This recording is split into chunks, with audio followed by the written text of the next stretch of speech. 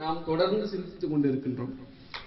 இன்று நாம் மூன்றாவது படலத்தை சிந்திக்க இருக்கின்றோம். போன படலத்தினுடைய பெயர் என்னது? இரண்டாவது படலம். போன படலம் ஒரு படலம் சிந்தித்தோம் இல்லையா? வெள்ளை யானை சாபம் தீர்த்த படலம். பரவாயில்ல, வெள்ளை யானைன்றது நினைவு வந்தா கூட போதுமானதுதான். வெள்ளை யானை சாபம் தீர்த்த படலம் போன வகுப்புல நம்ம எல்லாம் பார்த்தோம். ஆமாவா இல்லையா? ஞாபகம் இருக்கா? வெள்ளை யானைன்னு சொன்ன உடனே அது என்ன சாபம், எதனால் அந்த சாபம் கிடைத்தது, அந்த சாபத்தை கொடுத்தது யார் என்ற நினைவெல்லாம் நமக்கு வருதா? எங்க யாராவது ஒரு ஆள் எந்திரிச்சு அது என்ன சாபம், யார் கொடுத்தா சொல்ல முடியுமா? கொடுத்தவங்க தெரியலையா? சரி, உனக்கு என்ன தெரியுதோ சொல்லு. அந்த படலம் எதை உணர்த்துகிறது, என்ன சொல்லுச்சு? நான் என்ன சொன்னேன், ஐயா என்ன சொன்னேன் அந்த படலத்தை பத்தி? ஏன்னா அது தெரிஞ்சாதான் நம்ம அடுத்தடுத்த படலம் போகும்போது நமக்கு தொடர்ச்சியான சிந்தனை வழங்கும். சரியா? அப்ப வெள்ளை யானை சாபம் தீர்த்தது. வெள்ளை யானைக்கு யார் சாபம் கொடுத்தது? வெள்ளை யானை என்ன தவறு செய்தது? வெள்ளை யானைன்னு ஒரு யானை இருக்கிறதா? இருக்கா? அது எங்க இருக்கக்கூடிய யானை? பரவாயில்ல, இந்த சிந்தனைகள் நினைவு இருக்கு. அது தேவர் உலகத்தில் இருக்கக்கூடிய யானை. வெள்ளை யானை என்பது ஒன்று உண்டு. நாம் பார்ப்பதெல்லாம் இங்க இருக்கக்கூடிய கருப்பு நிறத்தில் இருக்கக்கூடிய யானை தான். ஆனா வெள்ளை யானை என்று சொல்லுவது தேவர் உலகத்திலே இருக்கக்கூடிய ஒன்று. அது இந்திரனுடைய வாகனமாக இருக்கக்கூடியது. ஐராவதம் என்று அதற்கு பெயர். அதெல்லாம் பார்த்தோமா இல்லையா? அப்ப துர்வாச முனிவர் ஞாபகம் இருக்கா? அந்த துர்வாச முனிவர் காசிப்பதியில போய் வழிபாடு செய்கின்றார். காசி என்ற ஊர், அந்த ஊர்ல வழிபாடு செய்கின்றார். அங்க இருக்கக்கூடிய பெருமான் இடத்துல வழிபாடு செய்யும் போது அவருடைய சிரசுனா தலை, சரியா? சாமியினுடைய தலையிலிருந்து இருக்கக்கூடிய தாமரை பூவை எடுத்து அவருக்கு கிடைக்குது. அந்த தாமரை பூ அதை கொண்டு வந்து இந்திரனுக்கு கொடுக்கணும்னு நினைக்கிறாரு. அப்படித்தானே?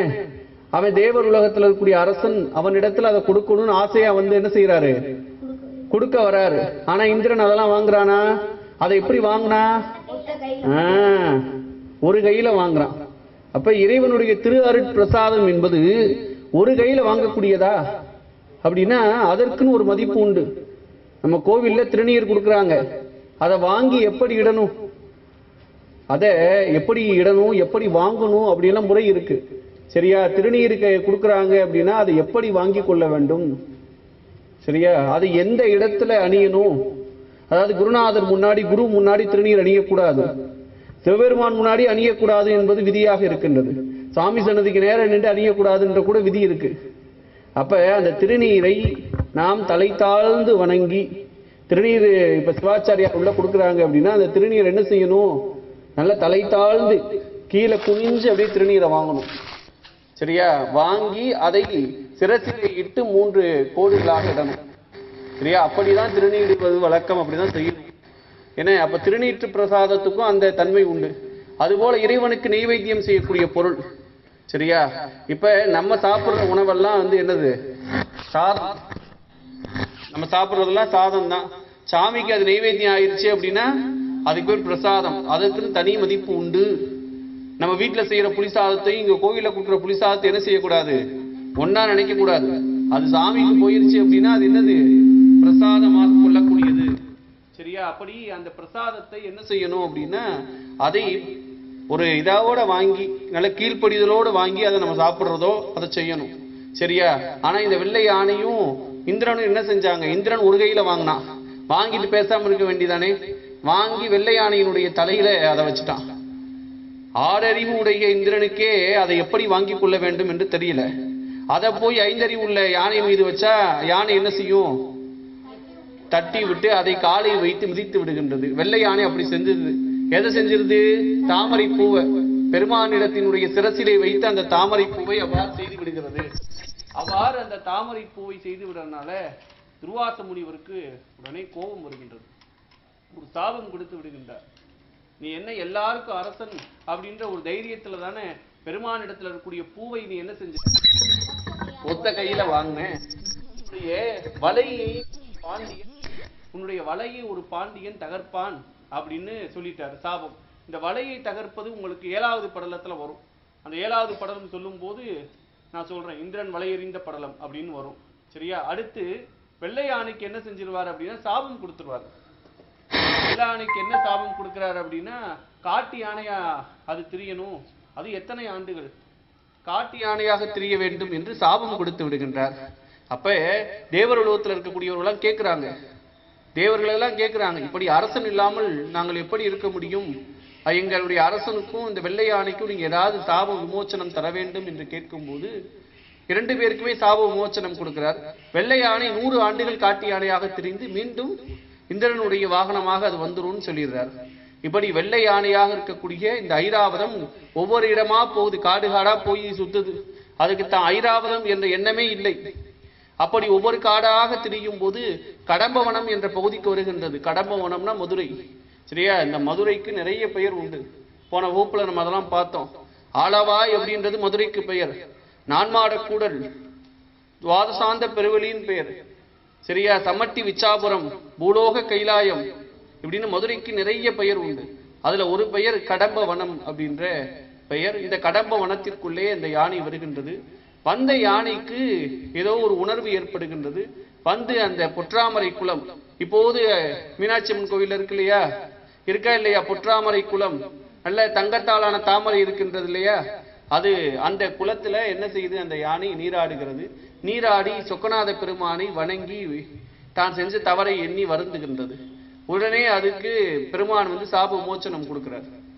நீ வந்து என்ன செய்ய, வெள்ளை யானையாக நீ இந்திரனுடைய வாகனமாக போலான்னு. ஆனா அந்த வெள்ளை யானை என்ன செய்யுது, கேட்குது பெருமான்கிட்ட, பெருமானை ஏற்கனவே உங்களை 8 யானை தாங்குகிறது. நம்ம மீனாட்சி அம்மன் கோயில்ல வந்து இருக்கக்கூடிய அந்த கருவறையை 8 யானை தாங்குவதாக நம்பிக்கை. 8 ஐராவதம். சரியா? 8 யானைகள் தாங்குவதாக நம்பிக்கை. அப்படி 8 யானை தாங்குகிறது, நான் 9வது யானையாக இருக்க வேண்டும் அப்படின்னு அந்த ஐராவதம் கேட்கின்றது. அப்ப பெருமான் சொல்றாரு, நீ என்னிடத்திலே இருப்பதை காட்டிலும் எனக்கு என்னை வழிபாடு செய்வதாக இருக்கக்கூடிய இந்திரனுக்கு நீ இருந்தாதான் எனக்கு அது மகிழ்வுன்னு சொல்லிடுறாரு. உடனே ஐராவதம் மீண்டும் இந்திரனுடைய வாகனமாக இந்திரலோகத்துக்கு போகிறது. அதுக்கு இந்திரன் அதுக்கு முன்னாடி இன்னும் வெள்ளை யானை வரவில்லை என்று சொல்லி ஒற்றர்களை அனுப்புகிறான். பின்பு அந்த வெள்ளை யானை இந்திரலோகத்துக்கு வந்து விடுகின்றது. அதை நம்ம வெள்ளை யானை சாபம் தீர்த்த படலத்துல பார்த்தோமா இல்லையா? இப்ப நினைவு வந்துருச்சா? ஒவ்வொரு முறையும் நம்ம என்ன படலம் பார்த்தோம் அப்படின்றத சிந்திக்கணும். ஐயா அடுத்த வகுப்பு வர்றதுக்குள்ள நீ என்ன செஞ்சிருக்கணும், உனக்கு தெரியலையா, பக்கத்துல இருக்கணும்னாலும் கேட்கணும். கேட்டு என்ன செஞ்சுக்கணும், நினைவுபடுத்திக்கணும். சரியா? நினைவுபடுத்திக்கணும். இந்த படலத்துக்கு அப்புறம் என்ன படலம் ஐயா சொன்னாங்க, அதுல யாரெல்லாம் வந்தாங்க. ஏன்னா நீ போனோடனே கேள்வி கேட்பாங்க. கட்டாயம் அந்த கேள்வி கேட்டுதான் வகுப்பு தொடங்குவேன். புரியுதா? அப்பதான் இதனுடைய சிந்தனை நமக்கு என்ன செய்யும், ஒருவாறு விளங்கும். புரியுதா? ஏதோ கேட்டோம், கொஞ்ச நேரம் நமக்கு டைம் பாஸ் 1 hour அப்படின்னு நினைக்க கூடாது. இதனால நம்ம என்ன தெரிஞ்சுக்கிட்டோம் அப்படின்றதுதான். ஏன்னா நம்ம வந்து சாதாரண வகுப்பை கேட்கல. இது எல்லாருக்கும் கிடைக்கக்கூடியது கிடையாது. நமக்கு கிடைத்திருக்கு. பெருமான் திருவூர்ல எல்லாருக்கும் கிடைக்கிறது இல்லை, நமக்கு கிடைச்சிருக்கு. அப்படித்தானே? அப்ப கிடைத்ததை என்ன செய்யணும், பயன்படுத்திக்கிறணும். இப்ப ஒரு சின்ன குழந்தை இடத்துல நான் வந்து ஒரு கிண்ணத்தை கொடுக்கின்றேன். ஒரு சின்ன குழந்தை, அது ரொம்ப சின்ன குழந்தை. அது இடத்துல என்ன செய்யறேன், நான் வந்து ஒரு பொற்கிண்ணத்தை கொடுக்குறேன். பொற்கிண்ணம்னா என்னன்னு தெரியுமா? நல்ல தங்கத்தால செஞ்ச கிண்ணத்தை கொடுக்குறேன். தங்கத்தால செஞ்ச கிண்ணம்னு எனக்கு தெரியும், அதனுடைய மதிப்பு நிறைய லட்சம்னு தெரியும் எனக்கு. அந்த குழந்தைக்கு தெரியுமா? அந்த குழந்தைகிட்ட கொடுத்தா என்ன செய்யும், மற்ற கிண்ண மாதிரி அதையும் போட்டு என்ன செய்யும், உடைக்கும், நசுக்கும். அப்படித்தான் நம்மளும் இருக்கிறோம். பெருமான் நமக்கு என்ன செய்யறான், கருணை கூர்ந்து உதவி செய்யறான். நம்ம அதெல்லாம் நினைக்க மாட்டாம என்ன செய்யறோம் அப்படின்னா, மீண்டும் மீண்டும் மீண்டும் அவருடைய கருணையை நினைக்காது இருக்கணும். அதெல்லாம் நினைக்கணும்ன்றதுக்காக தான் இப்படி திருமுறை வகுப்பு, புராண வகுப்பு. சரியா? இதெல்லாம் கேட்பது மட்டுமில்ல, இதனுடைய சிந்தனையை தொடர்ச்சியாக சிந்தித்துக் கொண்டு இருக்கணும். நமக்கு தெரிந்தவர்களிடத்தெல்லாம் இதை பற்றி சொல்லணும். சரியா? நமக்கு திருமுறை சொன்ன கருத்துக்களும் புராணங்கள் சொல்லக்கூடிய, சைவ புராணங்கள் சொல்லக்கூடிய கருத்துக்களையும் நம்ம எடுத்து சொல்ல வேண்டும். சரியா? இந்த திருவிளையாடல் புராணம் பெருமானுடைய 64 திருவிளையாடல்களை நமக்கு சொல்லுகிறது அப்படின்றது தானே. இந்த 64 என்னது? உயிர்கள் மீது வைத்த கருணை. இந்த 64 திருவிளையாடலும் எதை உணர்த்துகிறது? கருணையே உணர்த்துகிறது, பெருமானுடைய எளிவந்த தன்மை. சரியா? ஒவ்வொரு உருவம் கொண்டு சாமி அந்த திருவிளையாடலை செய்திருக்கின்றார். பிறகு வெட்டியாக திருவிளையாடல் நிகழ்த்திருக்கின்றார். வளையல்காரராக திருவிளையாடல் நிகழ்த்திருக்கின்றார். சரியா? சித்த வடிவம் கொண்டு திருவிளையாடல் நடத்தி இருக்கிறார். வயது முதிர்ந்தவராக திருவிளையாடல் நடத்தி இருக்கின்றார். இப்படி நிறைய வடிவம் கொண்டு கூலியாளாய் இப்படி நிறைய வடிவம் கொண்டு இந்த திருவிளையாடல்கள் நிகழ்த்தப்பட்டு இருக்கின்றது. இவ்வாறாக வடிவம் கொள்வது, அவனுக்கு எதுவும் வடிவம் கொள்ள வேண்டுமானா ஒரு வடிவம் கொள்ள வேண்டிய அவசியம் அவருக்கு கிடையாது. இறைவருக்கு வடிவம் கொள்ள வேண்டிய தேவை கிடையாது. சரியா? அவருக்கு அதனால் எதுவும் கிடையாது. அப்ப அவன் வடிவம் கொள்வது யாருக்காக? நமக்காக, நம் பொருட்டு வடிவம் கொள்கின்றான். இப்படி கோயில்லையே நமக்கு மூர்த்தமா இருக்காருல்ல சாமி, லிங்க மூர்த்தமா இருக்காரா இல்லையா? அப்படி வடிவம் கொள்வது கூட அவனுக்கு தேவையில்லை. அப்படி கூட ஒரு உருவம் அவனுக்கு வேண்டாம். ஏன்? அதற்கும் அப்பாற்பட்டவன் இறைவன், அதை கடந்தவன். ஆனா அவன் நம் பொருட்டு இப்படி கோயில்ல திருமேனி தாங்கி இருக்கின்றான். நாம் வழிபாடு செய்ய வேண்டும், நமக்கு இறை சிந்தனை நம்மிடத்திலே வர வேண்டும் என்பதற்காக அவன் என்ன செய்யறான்? அப்படியாக மூர்த்தமாக இருந்து நம்மை ஆற்றுப்படுத்துகிறார். அப்ப இதற்கும் அப்பாற்பட்டவர் சிவபெருமான் என்ற கருத்தை நாம் எல்லாம் உணர வேண்டும். சரியா? ஒவ்வொரு வடிவம் கொண்டு சாமி நடத்திய திருவிளையாடல்கள் அனைத்தும் உயிர்கள் மீது கொண்ட கருணை என்பதை நம்ம பார்க்கிறோம். இன்னைக்கு 3வது படலம் திருநகரம் கண்ட படலம். 3வது படலம் திருநகரம் கண்ட படலம். அது என்ன திருநகரம்? திருநகரம் கண்ட படலம். சரியா? நம்ம முன்ன சொன்னது போல இந்த திருவிளையாடல் புராணம் முழுக்க முழுக்க மதுரையிலே நிகழ்த்தப்பட்டது. மதுரை என்று சொல்லக்கூடிய இந்த ஆலவாய், மதுரைக்கு நிறைய பேர் இருக்கு, அதுல ஆலவாய், இந்த ஆலவாயில் நிகழ்த்தப்பட்டது இந்த திருவிளையாடல் புராணம். அப்ப இந்த இடத்துல திருநகரம் அப்படின்னு சொல்றது இந்த மதுரையை தான் சொல்றாரு. திருநகரம் கண்ட படலம், இந்த மதுரையை கண்ட படலம். சரியா? அப்படின்னு இந்த மதுரையை கண்ட படலத்தை நமக்கு பரஞ்சோதி மாமுனிவர் சொல்ல இருக்கின்றார். விளங்குதா? திருவிளையாடல் புராணத்தை இயற்றியவர் பரஞ்சோதி மாமுனிவர், பரஞ்சோதி முனிவர். சரியா? அவரு இந்த திருநகரம் கண்ட படலத்தை சொல்ல போறார். சரியா? அதுல என்ன சொல்ல போறார் அப்படின்னா, நமக்கு தனஞ்சயன் அப்படின்னு ஒரு வணிகன் இருக்கின்றான். இந்த வணிகன் பெயர் தனஞ்சயன். சரியா? மணலூர் கேள்விப்பட்டிருக்கீங்களா? மணலூர் எங்க இருக்கு? மணலூர் உங்க பகுதி தானே, இந்த பக்கம் தானே இருக்கு. மணலூர் இந்த பக்கம் தானே இருக்கு. இப்ப வர வழியில அந்த வழியை தாண்டி தான் நான் வந்தேன். அந்த மணலூர் அழகுமலர் ஸ்கூல் இருக்காமே, அங்கதான், அதான் மணலூர். சரியா? அந்த மணலூர்ல அந்த தனஞ்சயன் என்ற ஒரு வணிகன் இருக்கின்றான். நமக்கு பரஞ்சோதி மாமுனிவர் அப்படி சொல்லி இருக்கின்றார். அந்த ஊர் பெயர் மணவூர் அப்படின்னு அவர் சொல்றார். மணவூர் என்பதுதான் இப்போது மணலூர் என்று வழங்கப்படுகின்றது. பரஞ்சோதி மாமுனிவர் சொல்லுவது மணவூர். சரியா? அந்த மணலூர்ல நம்முடைய தனஞ்சயன் வணிகம் செய்து கொண்டிருக்கின்றான். வணிகம்னா உங்களுக்கு தெரியும், வியாபாரம் செய்கிறவன். அப்படி வியாபாரம் செய்து கொண்டிருக்கின்றான். நடுநிலையான வியாபாரமாக செய்யக்கூடியவன், யாரையும் ஏமாற்றாமல் வணிகம் செய்யக்கூடியவன். அப்படி செய்து கொண்டிருக்கக்கூடிய நிலையில வியாபாரம் செய்தாலும் கூட வழிபாட்டிலும் மிகச்சிறந்தவராக இருக்கின்றார். சிவபூஜை செய்யறதுல, சிவ புண்ணியம் செய்வதில் அதுல மிகச்சிறந்தவராக தனஞ்சயன் விளங்குகின்றார். அப்படி விளங்கி கொண்டிருக்கக்கூடிய நிலையில தனஞ்சயன் என்ன செய்கிறார் அப்படின்னா, தன்னுடைய வணிகம் பொருட்டு மணலூரிலிருந்து மேற்கு திசை நோக்கி போகின்றார். அப்படி போகும்போது அவர் ஒரு காட்சியை காண்கின்றார். என்ன காட்சியை காண்றார் அப்படின்னா, ஒரு குளம் இருக்கின்றது. அந்த குளம் தான் நான் சொன்னது போல பொற்றாமரை குளம்.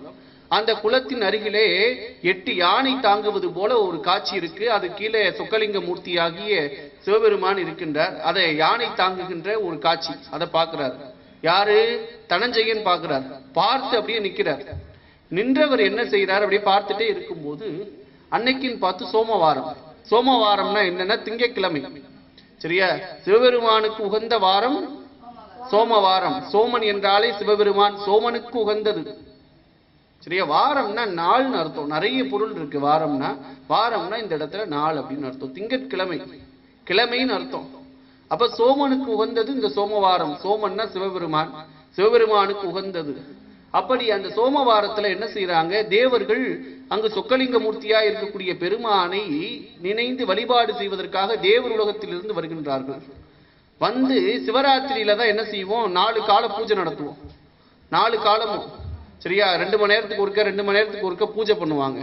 அதே மாதிரி இவர் என்ன செய்யறார் அப்படின்னா, தேவர்கள் எல்லாம் 2 மணி நேரத்துக்கு ஒருக்க 2 மணி நேரத்துக்கு ஒருக்க 4 கால பூஜை செய்கின்றார்கள். 4 காலம் பூஜை நடக்குது. அதை இந்த தனஞ்சயன் பார்த்துக்கிட்டே இருக்கிறார். இன்னும் ஒரு அதிசயமா இருக்கு, அந்த தேவர்கள் என்ன செய்யறாங்க, தேவர் உலகத்தில இருந்தே பெருமானுக்கு செய்ய வேண்டிய அபிஷேக பொருள் எல்லாம் கொண்டு வராங்க. பெருமானுக்கு என்னென்னலாம் அபிஷேக பொருள் இருக்கோ அத்தனையும் தேவர் உலகத்தில் இருந்தே தேவர்கள் கொண்டு வருகின்றார்கள். கொண்டு வந்து அதை வச்சுதான் அவருக்கு என்ன செய்யறாங்க, அபிஷேகம் செஞ்சு அதை அப்படியே செஞ்சிட்டு இருக்காங்க. இதை தனஞ்சயன் பார்க்கின்றான். பார்த்து அவனுக்கு என்ன சொல்வதுனே தெரியல, ஆனந்த கண்ணீர் வருகின்றது. இப்படி ஒரு காட்சியை பார்த்தா எப்படி இருக்கும்? முதல்ல பெருமானை பார்ப்பதே அரிது, அப்படித்தானே, பார்ப்பதே அரிது. ஆனா அரிதுன்னு சொல்வதை காட்டிலும் எளிதுதான். பார்ப்பதற்கு எளியவன், பெருமானை காட்டிலும் எளியவர் உலகத்துல யாருமே கிடையாது. எளியவன்னாலே இந்த உலகத்துல எளியவன் சிவபெருமான் ஒருவனே எளியவன். யாருக்கு எளியவன்? அவனிடத்திலே உண்மையான வழிபாடு செய்வார் அத்துணை பேருக்கும் எளியவன். சரியா, பெரிய உயர்ந்த பதவியில் இருக்கவங்களை கூட ஈஸியா பார்க்க முடியாது. ஆனா பெருமானை நினைத்தால் நாம் பார்க்க முடியும். அந்த அளவு நாம் பக்குவம் உடையராக இருந்து அன்பு செய்தால் அவரை பார்க்க முடியும். சரியா, அப்படி தனஞ்சயன் பக்குவம் உடையவனாக இருக்கின்றான். அதனால அந்த பெருமானை பார்க்கின்ற பாக்கியம் அவனுக்கு கிடைத்தது. அதை பார்த்தவன் கண்ணார கண்டு கண்ணீர் ததும்ப வழிபாடு செய்து கொண்டிருக்கின்றான். மீண்டும் பார்க்கிறான், காலையில தேவர்களை காணா. ஏன்னா அவர்கள் எல்லாம் வழிபாடு செய்து விட்டு 4 கால பூசையை முடிச்சுட்டு தேவர் உலகத்துக்கு போயிடுறாங்க. இவர் என்ன செய்யறார், இவருடைய வணிக வேலையும் முடிந்து விட்டது. வணிகம் செய்யறது தானே வந்தாரு மணலூர்ல இருந்து. வந்தவர் அந்த காட்சியை பார்த்த உடனே குலசேகர பாண்டியன், அந்த ஆட்சி புரிந்தது தனஞ்சயன் காலத்துல குலசேகர பாண்டியன் ஆட்சி புரிகின்றார். தன்னுடைய மன்னரிடத்துல இந்த காட்சியை சொல்லுகின்றார். மன்னா, இப்படி நான் ஒரு காட்சியை பார்த்தேன். சொக்கலிங்க பெருமான் இருக்கின்றார், அவரை தேவர்கள் எல்லாம் வழிபாடு செய்கின்றார்கள் என்று சொல்லவும் மன்னனுக்கு உணர்ச்சி ததும்புகின்றது. ஏன்னா தன்னுடைய நாட்டிலே பெருமான் வந்திருக்கின்றார் அப்படின்னு சொல்லும் போது மன்னனுக்கு எவ்வளவு ஒரு உணர்ச்சி பெருக்கு ஏற்படும். அவனும் ஆனந்த கண்ணீர் ததும்பி பெருமானை வழிபாடு செய்கின்றான். அப்படி வழிபாடு செய்கின்ற மன்னருடைய கனவிலும் சிவபெருமான் என்று தோன்றுகின்றார். தனஞ்சயன் சொல்லிட்டு போயிட்டார், இப்படி நான் சிவபெருமானை சொக்கலிங்க மூர்த்தியை பார்த்தேன் அப்படிலாம் சொல்லிட்டு மன்னர் இடத்துல போயிடுறார். போனா அன்னைக்கு இரவே இறைவன் சொக்கநாத பெருமான், சொக்கநாதர்னா சிவபெருமான் தான். மதுரையில் இருக்கக்கூடிய மீனாட்சி அம்மன் கோயில் இருக்கு இல்லையா, அந்த கோயிலிலே வீட்டில் இருக்கக்கூடிய இறைவனுக்கு பெயர் சொக்கநாதர். சரியா, அந்த இறைவனுக்கு பெயர் என்னது? சொக்கநாத மூர்த்தி, சொக்கநாத பெருமான், சொக்கலிங்க மூர்த்தி. சரியா, அந்த பெருமான் கனவிலே வருகின்றார். யாருடைய கனவுல? பாண்டிய மன்னனுடைய கனவு. எந்த பாண்டிய மன்னன்? குலசேகர பாண்டியன். அந்த குலசேகர பாண்டியனுடைய கனவிலே வருகின்றார். எந்த உருவத்துல வருகிறார் அப்படின்னா, பெருமான் சித்தர் கோலத்துல வருகின்றார். சித்த மூர்த்தி, சித்த வடிவம் தாங்கி அவர் வருகின்றார். ஏன்னா பெருமான் ஒருவரே எல்லாம் வல்ல சித்தர், எல்லாமும் செய்யக்கூடியவர். சரியா, நினைத்த மாத்திரத்திலேயே எல்லாவற்றையும் ஒரு இடத்தில் இருந்து கொண்டே எல்லாற்றையும் செய்யக்கூடிய தன்மையாளன். சரியா, அவன் ஒருவனே. அப்படி இருக்கக்கூடிய பெருமான் சித்தமூர்த்தி வடிவம் கொண்டு யாருடைய கனவிலே? குலசேகர பாண்டிய மன்னனுடைய கனவிலே வருகின்றார். வந்தவர் பாண்டியனிடத்திலே சொல்லுகின்றார். என்ன சொல்றார் அப்படின்னா, அன்னைக்குதான் தனஞ்சயனும் இந்த கருத்தை சொல்லிட்டு போயிருக்காரு. நீ இந்த காட்டை திருத்தி நகரமாக மாற்று. ஏன்னா சொக்கலிங்க மூர்த்தி இருக்கக்கூடிய அந்த பகுதி முழுக்க காடாக இருக்கக்கூடிய பகுதி, சுற்றி காடு. அதுக்கு நடுவிலே சாமி இந்த பொற்றாமரை தீர்த்தம் உண்டாக்கி அந்த பொற்றாமரை தீர்த்தம் அருகிலே இருக்கின்றார். அப்ப உடனே பாண்டியனுடைய கனவிலே இவ்வாறாக நீ காட்டை திருத்தி நாடாக்கு என்று சாமி சொல்லிடுறார். சொக்கலிங்கம் பெருமான் சித்தமூர்த்தி வடிவத்திலே சொல்லிவிடுகின்றார். உடனே மன்னனுக்கு என்ன செய்வதென்றே தெரியவில்லை. மன்னன் யோசித்துக் கொண்டே இருக்கின்றான். தனக்கு இருக்கக்கூடிய அமைச்சர்கள், பெரியவர்கள், முனிவர்கள் எல்லாரிடத்திலும் இந்த கருத்தை சொல்லுகின்றார். இப்படி பெருமான் கனவிலே உணர்த்தி விட்டு சென்று விட்டார் அப்படின்ற கருத்தை சொல்லி அவர்களிடத்திலெல்லாம் யோசனை கேட்கின்றார். யோசனை கேட்டவர் உடனே என்ன செய்கின்றார் அப்படின்னா, சோமசுந்தர கடவுளை வழிபாடு செய்ய வருகின்றார். அந்த சொக்கலிங்க மூர்த்தியை நான் சொன்னேன் இல்லையா, யானைகள் தாங்குகின்ற அந்த தன்மையில இருக்கக்கூடிய பெருமானை உடனே அந்த பாண்டிய மன்னன் என்ன செய்யணும், ஏன்னா அவர் சொல்லிட்டு போயிட்டாரு, காட்டை திருத்தி நாட ஆக்குன்னு சொல்லிட்டாரு சாமி. சொன்னாலும் அவருக்கு என்ன செய்யணும்னு தெரியல. எப்பயுமே மன்னர்கள், நம்ம திருவிளையாடல் புராணத்துல சொல்லக்கூடிய இந்த பாண்டிய மன்னர்கள் ஏதாவது ஒரு சூழல் தனக்கு ஏற்பட்டால் உடனே போய் முறையிடுவது, தன்னுடைய உறவினர்கள் போல, தன்னுடைய சுற்றத்தார் போல உடனே போய் சோமசுந்தர பெருமான், சொக்கநாத பெருமான் இடத்துலதான் போய் கேட்பாங்க, சாமி நான் என்ன செய்யறது, உடனே எனக்கு உதவி செய்யுங்கள். என்னமோ அவங்களுடைய சொந்தக்காரவங்க போல உடனே போய் சாமிகிட்ட போய் உதவி கேட்பாங்க. சாமியும் தனக்கு அதுதான் ஒண்ணுதான் வேலைன்னு நினைச்சு சாமியும் உடனே உதவி செய்வார். சரியா? அப்படி அந்த சோமசுந்தர பெருமான் இடத்துல நம்முடைய பாண்டிய மன்னன் குலசேகர பாண்டியன் என்ன செய்யறாரு, போய் உதவி கேட்கிறாரு. என்னப்பா செய்ய, நீங்க சொல்லிட்டீங்க காட்டை நாடாக்குக அப்படின்னு சொல்லிட்டீங்க, நான் என்ன செய்யறது அப்படின்னு கேட்டு அந்த குலசேகர பாண்டியன் நிறைய துதி பாடி பெருமானை கேட்கின்றார். சரணம் மங்கையோர் பங்குரை சங்கரா சரணம், அப்படி சரணம் சரணம் சொல்றார். சரணம்னா போற்றின்னு அர்த்தம், சங்கரா சரணம் அப்படின்னு நிறைய போற்றிகளை எல்லாம் சொல்லி இந்த குலசேகர பாண்டியன் சோமசுந்தர பெருமான், சொக்கநாத பெருமானை வழிபாடு செய்கின்றார். அப்படி வழிபாடு செய்கின்ற அந்த தன்மையிலே காடுகளை களைந்து, ஏன்னா சாமி காட்டை நாடாக்குகன்னு சொல்லிட்டாரு இல்லையா, நிறைய மரங்கள் நிறைந்த காடு. இந்த கடம்ப வனம்னே பேரு. வனம்னா என்ன, காடுன்னு அர்த்தம். கடம்ப மரங்கள், மருத மரங்கள் இதெல்லாம் நிறைந்த பகுதி இந்த மதுரை. அப்படி இருக்கக்கூடிய இந்த மதுரையை நாடாக மாற்ற வேண்டும்னா எவ்வளவு பெரிய காரியம் அது. ஒரு தனியாக ஒரு மன்னனே இதை செய்ய முடியுமா என்றால் அதை செய்ய முடியுமானா முடியாது. இப்ப நிறைய பணியாளர்கள் வேண்டும், ஏவலாளர்கள் வேண்டும், அமைச்சர்கள் வேண்டும், அதை செய்யக்கூடிய ஆட்கள் எல்லாம் வேண்டும். அப்படி இருக்கும்போது பாண்டிய மன்னன் இடத்திலே பணி செய்யக்கூடியவர்கள் எல்லாம் வருகின்றார்கள். என்ன நிறைய இந்த மரங்களை எல்லாம் வெட்டுகின்றார்கள். ஏன்னா காடை நாடாக்கணும்னா எவ்வளவு பெரிய விஷயம். யாரெல்லாம் அப்படி செய்யறாங்க அப்படின்னா நிறைய தொழிலாளர்கள்.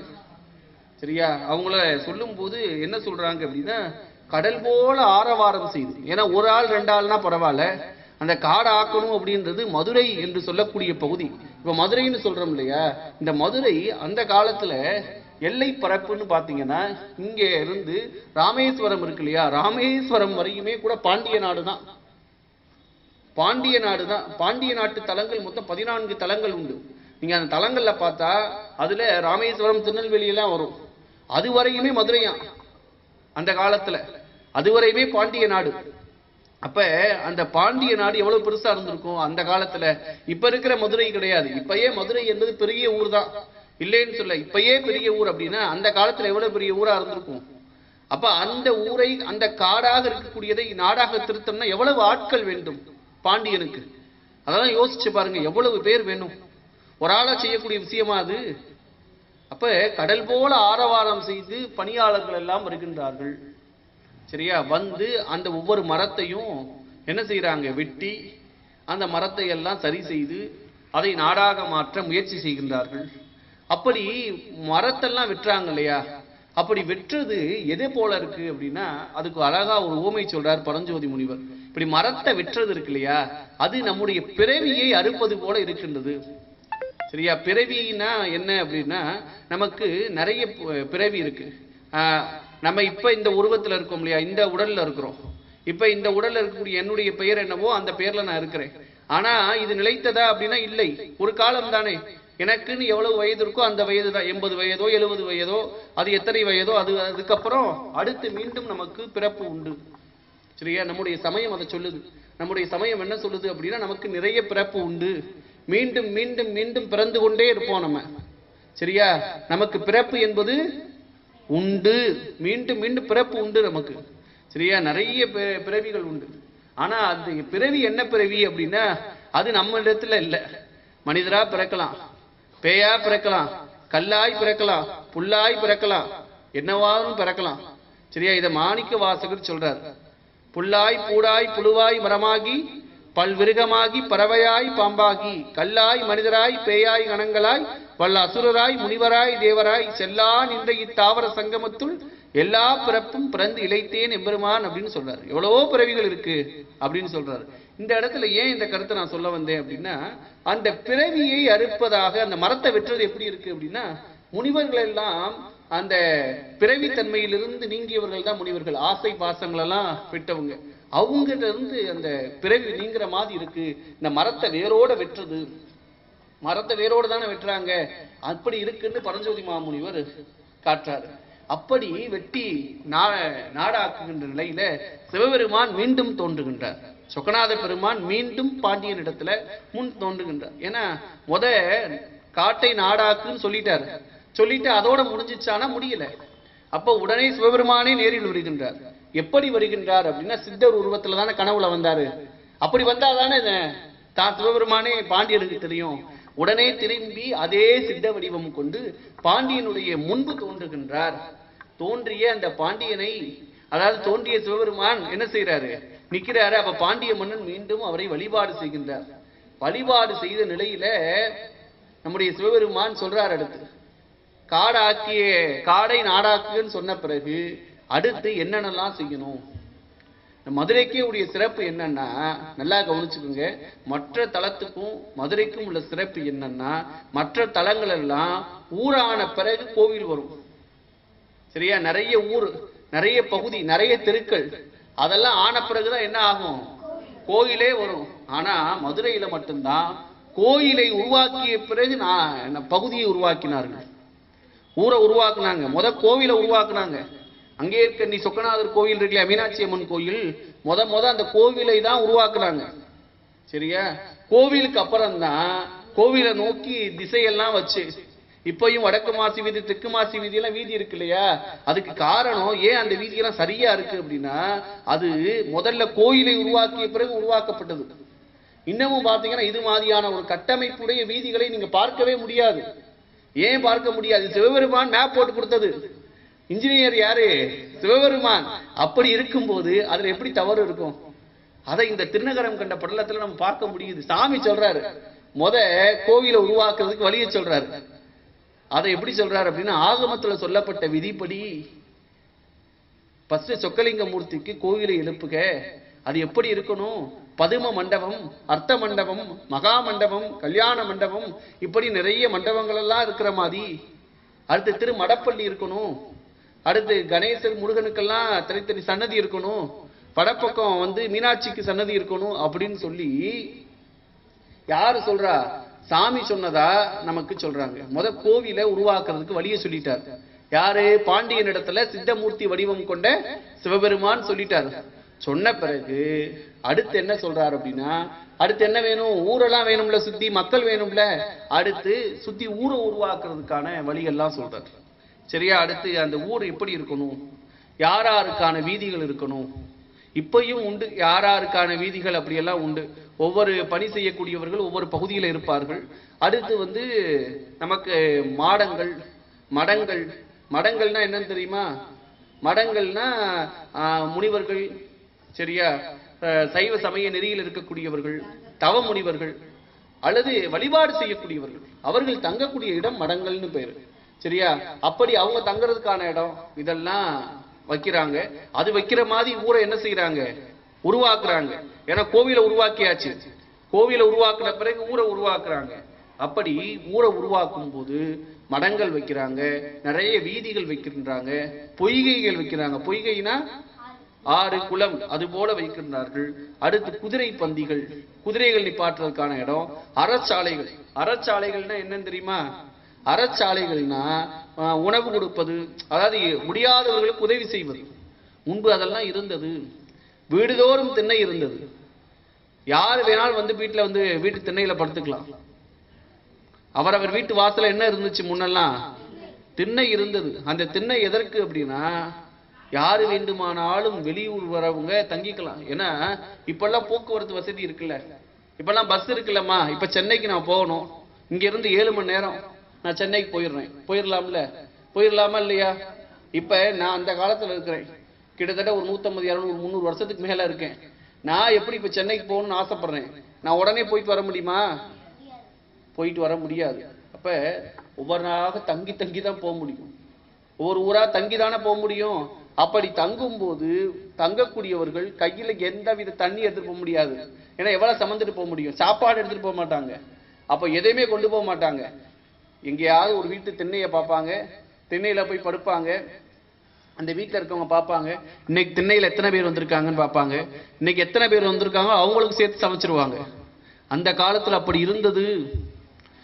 சரியா? இதை ரொம்ப நிறைய பணுவல்கள் நமக்கு சொல்லுது.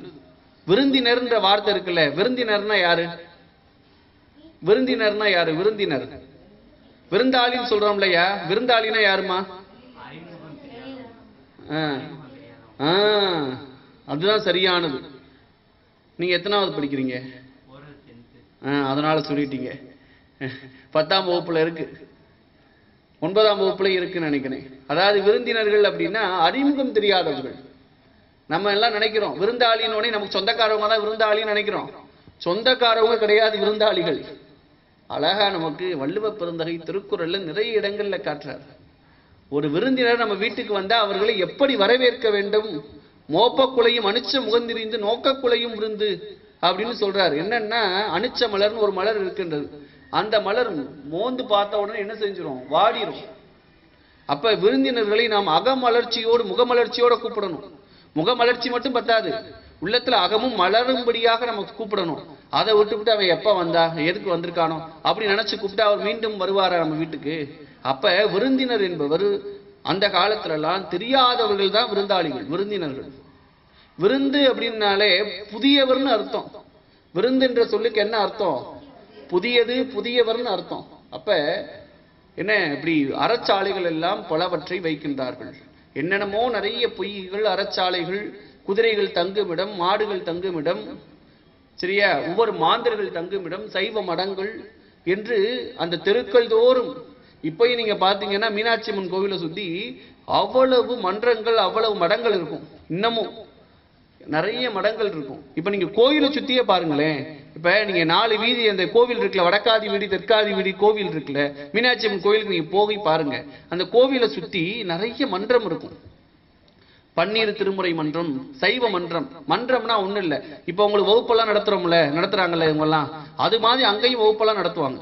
திருமுறை படிப்பாங்க, தேவாரம் படிப்பாங்க, புராணம் படிப்பாங்க. அதுங்க பேர் மன்றம்னு பேரு. சரியா? மடம், மன்றம் அது போல இருக்கும், நிறைய இருக்கு. ஏன் இப்பெல்லாம் அப்படி இருக்குன்னா, நம்முடைய சாமி காட்டின வழி.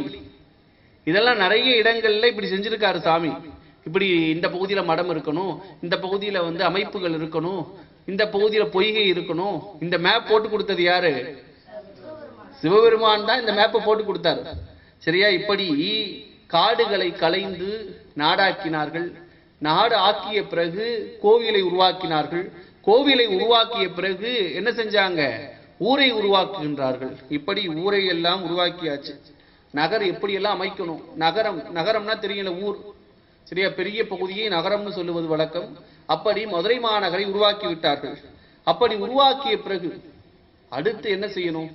நாடு உருவாகியாச்சு, நகரம் உருவாகியாச்சு, கோவில் உருவாகியாச்சு. இப்படி உருவாக்கிய பிறகு நல்லா கவனிங்க, இப்பயே ஒரு புது வீடு கட்டிட்டோம். ஒரு புதுசா ஒரு வீடு கட்டியாச்சு. வீடு கட்டின பிறகு என்ன செய்வோம்? உடனே குடி போயிருவோமா? பால் காய்ச்சுவோம். பாலை காய்ச்சுவோம். பாலை நம்மளா போய் ஒரு 1/2 லிட்டர் பால் பாக்கெட்டை வாங்கிட்டு வந்து நம்ம டெய்லி வீட்டுல காய்ச்சுற மாதிரி அன்னைக்கும் புது வீட்டுக்கு போற அன்னைக்கு காய்ச்சி விட்டுருவோமா? காய்ச்சி நம்மளே காப்பியை போட்டு குடிச்சிருவோமா? என்ன செய்வோம்? பத்திரிக்கை வச்சு அதெல்லாம் சொல்லுவோம். அதெல்லாம் இப்ப நம்ம செய்யறது. அது இப்ப நம்ம செய்யறோம். பத்திரிக்கை வைக்கிறோம், சொந்தக்காரவங்களாம் கூப்பிடுறோம், அவங்களுக்கு பாலை போட்டு கொடுக்குறோம். அதெல்லாம் சரிதான். ஆனா என்னன்னா, புதுசா ஒரு பகுதி ஒரு வீடுக்கு போறோம் அப்படின்னா அதை யாகம் வளர்ப்பது, அதுக்கு பேர் சாந்தி செய்தல்னு பேர்.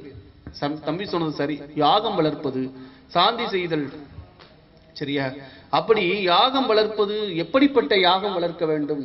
யாகம் வளர்ப்பதுன்னா சும்மா தீயை போட்டு அதுல இதை வளர்க்கிறது கிடையாது. வேத சிகாகம முறைப்படி பெருமானை வேத சிகாகம நெறியில் நின்று வணங்குவதுதான் இந்த யாகம் வளர்ப்பது அப்படின்றது. முத்தி வளர்த்தல்னு திருமூலர் இதை ரொம்ப விரிவா சொல்றாரு. அது ரொம்ப முக்கியம் அப்படின்னு சொல்றாரு. அக்னி காரியம்னு சொல்றாரு அவர். சரியா? அப்படி யாகம் வளர்ப்பது.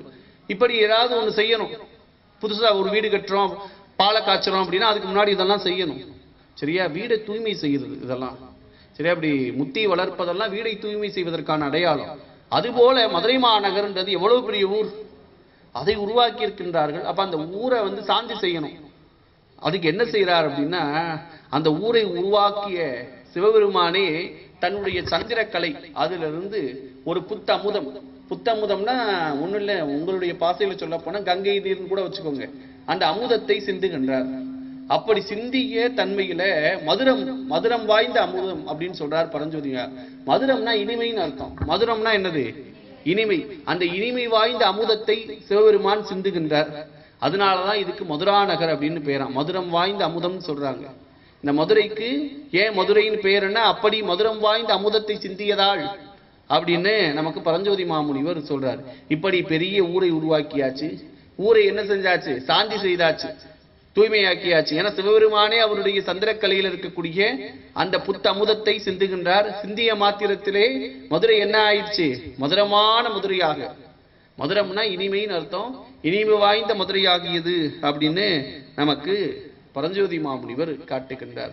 இப்படி இனிமையான மதுரையான பிறகு சரியா, அப்ப குலசேகர பாண்டியன் அவனுடைய வேலை முடிந்தது. ஏன்னா மதுரை மாநகரை உருவாக்கியாச்சு. அப்படித்தானே? ஏன்னா அவருடைய கனவுல சாமி சொன்னாரு என்ன, ஆமா காடை நாடாக்குகன்னு சொன்னாரு. அது யாரு பொருட்டு அப்படின்னு தனஞ்சயன் சொல்லி தனஞ்சயன்ட்ட காட்டி சாமி வந்து அதை செய்ய வச்சார். அப்படி குலசேகர பாண்டியன் அதையெல்லாம் செய்து முடித்த பிறகு தன்னுடைய அரண்மனைக்கு வருகின்றார். சரியா, அரண்மனைக்கு வருகின்றார், ஒவ்வொரு பணியும் செய்கின்றார். அப்படி செய்த குலசேகர பாண்டியனுக்கு ஒரு மகன் பிறக்கின்றார், ஒரு புதல்வர் மகன் பிறக்கின்றார். அந்த மகன் பெயர் நல்ல காதல வாங்கிக்கோங்க. அடுத்த படலம் இந்த படலத்துல தான் தொடங்கும், இந்த கதையில இருந்து தான் தொடங்கும். அந்த மகன் பெயர் மலையத்துவசன், மலையத்துவச பாண்டியன். குலசேகர பாண்டியனுடைய மைந்தன் பெயர் என்னது? நல்ல காதல வாங்கிக்கோ. குலசேகர பாண்டியனுடைய மைந்தன் பெயர் என்னது?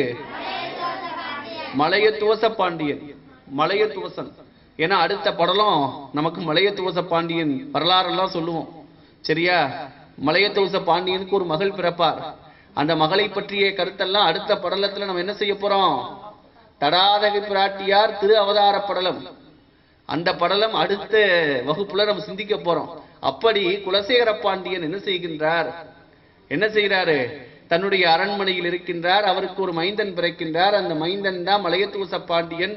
அப்படி மைந்தன் இடத்திலே தன்னுடைய அரசாட்சி எல்லாம் விட்டு நீ அரசாள் என்று பணியெல்லாம் கொடுக்கின்றார். கொடுத்த நிலையில கொடுத்து பல காலம் போகின்றது.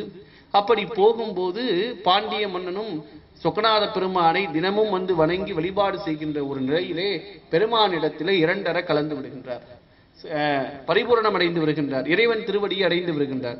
ஏன்னா குலசேகர பாண்டியன் இறைவன் திருவடியை அடைந்து விடுகின்றார். அடுத்ததாக பாண்டியராக யார் இருக்கின்றார்? மலையத்துவச பாண்டியன் இருக்கின்றார். இவ்வாறாக இந்த படலத்தை நமக்கு பரஞ்சோதி மாமுனிவர் நிறைவு செய்கின்றார். சரியா, பரஞ்சோதி மாமுனிவர் இவ்வாறாக நிறைவு செய்கின்றார். எப்படி? மலையத்துவச பாண்டியனாக பாண்டியன் இருக்கின்றார். அடுத்த நிலையில நான் ஏற்கனவே இந்த திருவிளையாடல் புராணம் தொடங்கும் போதே, நம்ம வகுப்பு தொடங்கும் போதே சொல்லியிருக்கிறேன், நிறைய திருவிளையாடல் புராணம் இருக்கு. திருவிளையாடல் புராணம் சொன்னா ஒரு நூல் கிடையாது, நிறைய பேர் திருவிளையாடல் புராணம் எழுதியிருக்கிறாங்க. அப்படி எழுதியிருந்தாலும் அந்த திருவிளையாடல் புராணத்துல நமக்கு பரஞ்சோதி மாமுனிவருடைய திருவிளையாடல் புராணம் தனித்துவமான திருவிளையாடல் புராணமாக இருக்கின்றது. தனித்துவமான புராணம். ஏன் அது தனித்துவமான புராணம்னா, மற்றவங்க எல்லாம் வெறுமன பாண்டியன் பாண்டியன் சொல்லிட்டு போயிருவாங்க. இந்த பாண்டியனுக்கு அப்புறம் அந்த பாண்டியன் அப்படின்னு சொல்லிட்டு போயிருவாங்க. இவர் தான் சரியா குலசேகர பாண்டியன், குலசேகர பாண்டியனுக்கு அப்புறம் மலையத்துவச பாண்டியன், அபிடேக பாண்டியன், உக்கிர பெருவெழுதி அப்படின்னு வரிசையா அந்த வம்சாவளியை, பாண்டிய வம்சாவளியை சரியாக சொல்லிக்கொண்டு, ஏன்னா அப்பதானே ஒரு சுவாரஸ்யமே வரும். இவருக்கு அப்புறம் இவர் இருந்து இத்தகைய பணிகளை எல்லாம் செய்தார். ஏன்னா நம்முடைய ஊரை பத்தி படிக்கணும் அப்படின்னா நமக்கு ஒரு மகிழ்வு கட்டாயம் இருக்கணும். நம்ம மதுரை, ஏன்னா மதுரையில் இருப்பவர்களுக்கு என்னது பெரிய பெருமை உண்டு. ஏன் அப்படின்னா சாமியே இங்க வந்து மன்னராக இருந்து ஆட்சி செய்கின்றார். எந்த ஊருக்கு அப்படி கிடையாது, எந்த ஊருக்கும் இந்த சிறப்பு கிடையவே கிடையாது. பாண்டிய மன்னனாக யார் இருக்கின்றார்? இந்த உலகத்தை ஆளக்கூடிய சொக்கநாத பெருமானே பாண்டியனாக வந்து ஆட்சி செய்யக்கூடிய ஒரே ஊர் நம்ம இந்த மதுரை ஆலவாய். சரியா, இந்த ஆலவாய்க்கு தான் அந்த பெருமை உண்டு, மற்ற எந்த ஊரை காட்டிலும். சரியா, அடுத்து இந்த ஆலவாய்க்கு இன்னொரு பெருமை உண்டு. என்ன பெருமை? மீனாட்சி அங்கேற்கண்ணி, அங்கேற்கண்ணியும் அரசாட்சி செய்யக்கூடியது. எந்த ஊர்லயும் பெண் அரசாட்சி செய்வதாக அந்த காலத்திலேயே பெண் அரசாட்சி செய்தது இந்த மதுரைக்கு தான். இத நமக்கு பரஞ்சோதி மாமுனிவர் ரொம்ப அருமையா, பரஞ்சோதி மாமுனிவரை ஏன் நம்ம இவ்வளவு தூரம் போற்றுகின்றோம் அப்படின்னா, அவர் அப்படி சொல்லி இருக்கின்றார்.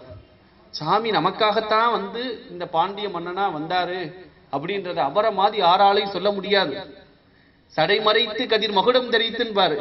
அவனுடைய உருவம் எப்படிப்பட்டது அப்படின்னா, சடா முடி, நிறைய முடியை வைத்திருக்கக்கூடியவன், சடாபாரத்தை வைத்திருக்கக்கூடியவன் சிவபெருமான். சடாபாரம்னா தெரியலையா, சடை. ஆனா அந்த சடையை என்ன செய்தார், இந்த பாண்டிய மன்னனாக வருவதற்காக அந்த சடையை மறைத்தார். சடையை மறைச்சு அதுக்கு மேல என்ன வச்சாரு, கிரீடத்தை வச்சாரு. அப்படித்தானே, பாண்டிய மன்னன்னா என்ன இருக்கணும், கிரீடம் தானே இருக்கணும். அப்படி கிரீடத்தை வைத்தார். அப்படி கிரீடத்தை வச்சுட்டார். வச்ச பிறகு அடுத்து என்ன செய்யறார் அப்படின்னா, சடை மறைத்து கதிர் மகுடம் தரித்து கொன்றையன் தனந்தார் முடிந்து, அவனுக்கு விருப்பப்பட்ட பூ கொன்றை பூ. சாமிக்கு விருப்பமான பூ என்ன பூ, கொன்றை பூ. ஆனா அந்த கொன்றை பூவை விடுத்து கொன்றை பூவை சூட்டிக்காம வேப்பம் பூவை சுடினாரா. ஏன் வேப்பம் பூவை சூடினார் அப்படின்னா, பாண்டிய மன்னனுக்குரிய அடையாள பூ வேப்பம்பூ. விடனாக கலனகற்றி, விடனாக களம் அப்படின்னா பாம்பு, அவன் அணிந்திருப்பதோ பாம்பு அணிகலன். அந்த பாம்பு எடுத்து கலட்டி வச்சிடறான். ஏன் மன்னர் பாம்பு அணியலாமா, அவனுடைய அணிகலன் எப்படி இருக்கணும், மாணிக்கம் வைடூரியம் தங்கம்னு இருக்கணும். அப்ப அந்த பாம்பெல்லாம் கலட்டி வச்சு மாணிக்க பூன் சுடற்பூன் ஏந்தி, அடுத்து காளை, அவனுடைய வாகனம் என்ன வாகனம், காளை வாகனம். காளையை விடையை நிறுத்தி, என்ன பாண்டிய மன்னனாய் நமக்காக வந்தான், வழுதி மருமகனாகி அப்படின்னு அழகா பயன்படுத்துறார். வழுதி மருமகன். இந்த வழுதினா பாண்டியன், பாண்டியனுடைய பெயர் வழுதி. வழுதின்றது புதுச்சொல், பாண்டியனுக்கு வழுதின்னு பெயர். மாறன் அப்படின்னாலும் பாண்டியன், சரியா? அப்படி வழுதி மருமகனாய் வந்தார். யாரு, நம்முடைய சொக்கநாத பெருமான் வந்து நம் பொருட்டு இந்த மன்னனாக இருந்து ஆட்சி செய்தார் அப்படின்றத பரஞ்சோதி மாமுனிவர் காட்டியிருக்கின்றார். அப்படி வழி வழியாய் வந்த மரபு நம்முடைய இந்த சைவ மரபு, சரியா? இந்த மதுரைக்கு இத்தகைய சிறப்புகள் எல்லாம் உண்டு. அதை தான் நமக்கு பரஞ்சோதி மாமுனிவர் காட்டியிருக்கின்றார். அதை இந்த 3வது படலமாக இருக்கக்கூடிய திருநகர கண்ட படலம் நமக்கு உணர்த்துகிறது, சரியா? இந்த திருநகரம் கண்ட படலம் நமக்கு சொல்லுவது இந்த கருத்து தான். திருநகரம் கண்ட படலத்துல என்ன செய்தி இருக்கு, யாராவது ஒரு ஆள் எந்திரிச்சு சொல்ல முடியுமா? இப்ப பார்த்தது இப்ப நினைவு இருக்கும்ல, தவறா இருந்தாலும் பரவாயில்ல, எப்பயுமே வந்து தவறா இருக்கும்னு என்ன செய்ய வேண்டாம், பயப்படவே தேவையில்லை. எனக்கெல்லாம் உண்மையே தெரியாது, நம்மளா கத்துக்கிறது தான், சரியா? தவறு செய்ய செய்யதான் என்ன செய்ய முடியும், நமக்கான அனுபவம் என்பது கிடைக்கும். ஐயோ நம்மளால இதெல்லாம் முடியுமா அப்படின்னு நினைச்சிட்டோம்னு வச்சுக்கோ, நம்மளால செயலை செய்ய முடியாது. வள்ளுவர் சொல்றார், எண்ணி துணிக கருமம் துணிந்தபின் எண்ணுவோம் என்பது இழுக்கு. எந்த செயலை செஞ்சாலும் என்ன செய்யணும், துணிவா செஞ்சிடணும். ஆமா, நிறைய குறள்ல சொல்லியிருக்காரு, எண்ணி செய்யணும். எந்த செயலையும் ரொம்ப முக்கியமா அதை நினைந்து செய்யணும். அதுல கவனமோட செஞ்சா அந்த செயல் வெற்றி பெறும்னு சொல்லியிருக்கிறார். எங்க இந்த படலத்தை பத்தி யாராவது சொல்லுங்க பாப்போம். ஐயா சொன்னத ரொம்ப 2 வரியில. ஆமா, சரி, அம்மாவே சொல்லட்டும், நீங்க கவனமா கேட்கணும். ஆமா,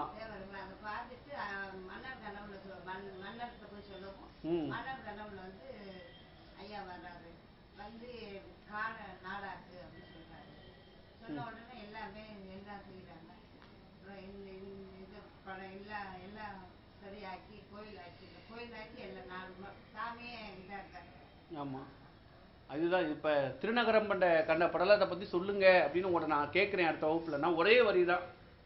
தனஞ்சயன் பார்க்கிறாரு சொக்கலிங்க மூர்த்தியை. அதை அவர் வந்து குலசேகர பாண்டியன் இடத்துல சொல்றாரு. சொன்னவர் என்ன செய்யறாரு, குலசேகர பாண்டியன் அவருடைய கனவுல சிவபெருமான் வராரு. வந்து காடை நாடாக்குன்னு சொல்றாரு. சொல்லிட்டு அதுக்கான வேலையெல்லாம் சாமியே முன்னின்று செய்யறாரு. அப்படித்தானே? கோவிலை உருவாக்குக, கோவிலை எப்படி உருவாக்கணும் அதெல்லாம் பரஞ்சோதியா ரொம்ப அருமையா காட்டுறார். ஆமா, பரஞ்சோதி மாமுனிவர் போல இந்த திருவிளையாட புராணத்தை சொல்லக்கூடிய ஒரு நபரை நம்ம பார்க்கவே முடியாது. நீங்க மற்ற திருவிளையாட புராணத்தை வாசிச்சு பார்த்தா ஏன் பரஞ்சோதி மாமுனிவர் திருவிளையாட புராணம் உயர்ந்ததாக இருக்கின்றது அப்படின்னு புரிஞ்சுக்கலாம். நீங்க, நான் பெரும்பற்ற புலியூர் நம்பியினுடைய திருவிளையாட புராணம் படிச்சிருக்கேன். கடம்பவன புராணம் ஒரு புராணம் இருக்கு, வீமநாத பண்டிதர், அதுவும் நான் படிச்சிருக்கிறேன். ஆனா அதெல்லாம் காட்டிலும் இதுல என்ன இருக்கும் அப்படின்னா உணர்வு பூர்வமா இருக்கும். உணர்ந்து சாமி வந்தாருன்னு சொல்லும் போது, ஆமா ஆமா, சாமி வந்தாருன்னு சொல்லும் போது அப்படியே உருக்கம் இருக்கும் அவரிடத்துல. சாமி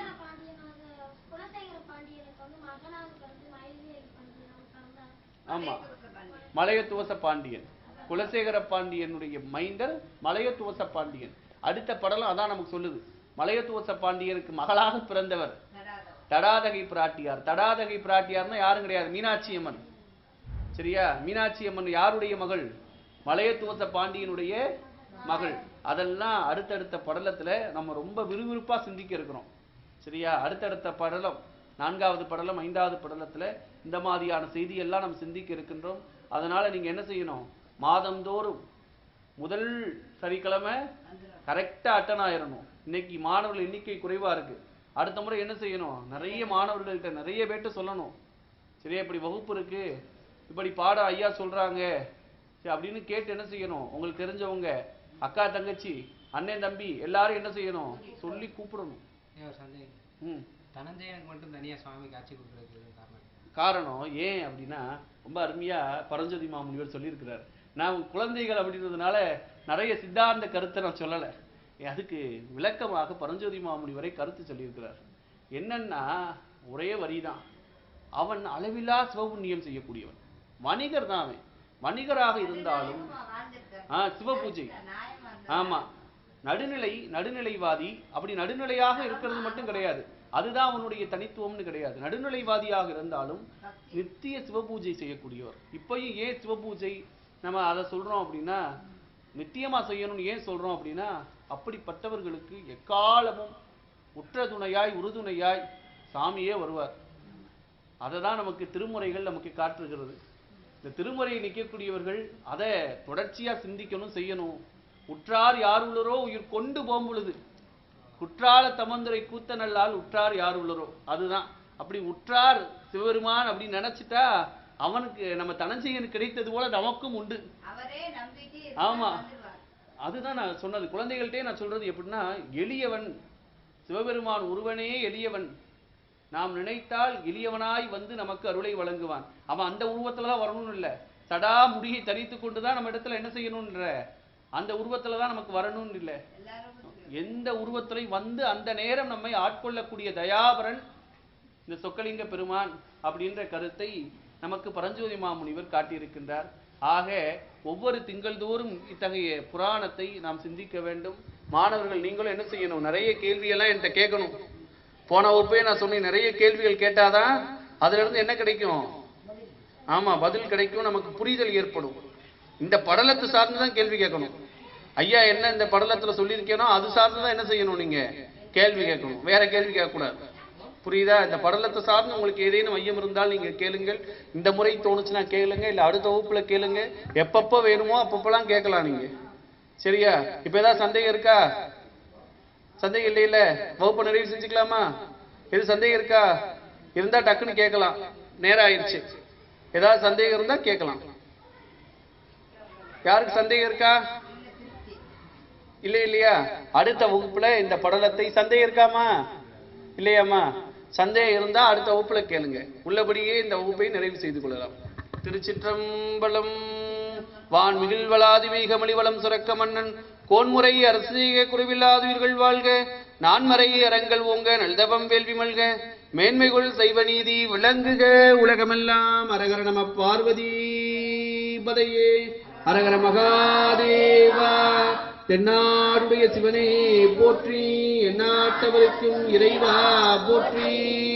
சிற்சபேசா சிவசிதம்பரம். திருச்சிற்றம்பலம்.